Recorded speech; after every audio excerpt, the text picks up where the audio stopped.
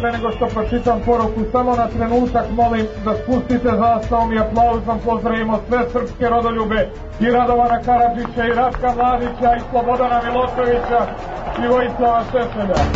Čak i oni koji ga i danas kritikuju priznaju mu da se maestralno provukao kroz prilično mračne stranice srpske istorije i da je jedan od rijetkih koji je prošao bez ogrebotine.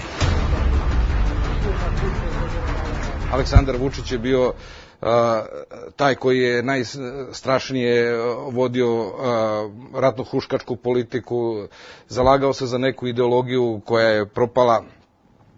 On je taj koji je stimulisao narod, stimulisao je građane Srbe da idu na ratišta, da ubijaju ili da budu ubijeni, i on se jedini izvukao bez ikakve odgovornosti.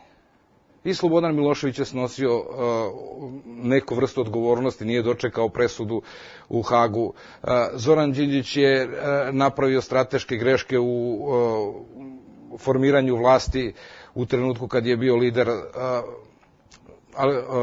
Vojislav Koštunica je imao popularnost krajem 2001. 84%. Danas više ne postoji na političkoj sceni. Vojislav Šešelj je 10 godina proveo u Haškom tribunalu zbog istih stvari zbog kojih Aleksandar Vučić nije uopšte ni odgovarao. Ili, da kažemo, Aleksandar Vučić je šta? Samo zevao, a čuo se zapravo Šešeljev glas. Za sve to svaki političar koji se nalazio na vrhu Srbije snosio je neku vrstu odgovornosti, Vučić nikada ni za šta. Pa vi bombardujte, ubijte jednog Srbina, mi ćemo 100 muslimana, pa da vidimo smeli međunarodna zajednica ili bilo ko drugi da udari na srpske položaje. Aleksandar Vučić je, možda to neki ne znaju, negde u novembru 1992. godine otišao na Pale kao dobrovoljac. Tamo se stavio na raspolaganje nadležnima. Procenjeno je da bude zaposlen u srpskoj televiziji i on je tamo radio kao novinar, dopisnik. Vrlo kratko je to radio, bio je nekoliko puta na terenu u Bijeljini i odatle izveštavao. I onda se saznalo da u televiziji su saznali da Vučić dobro govori engleski. I onda je godinu dana radio u okviru dnevnika, glavnog tog dnevnika, radio je 5-minutnu reportažu na engleskom jeziku i negde posle godinu dana je tražio da se vrati u Srbiju, da očisti godinu, da polože neke ispite.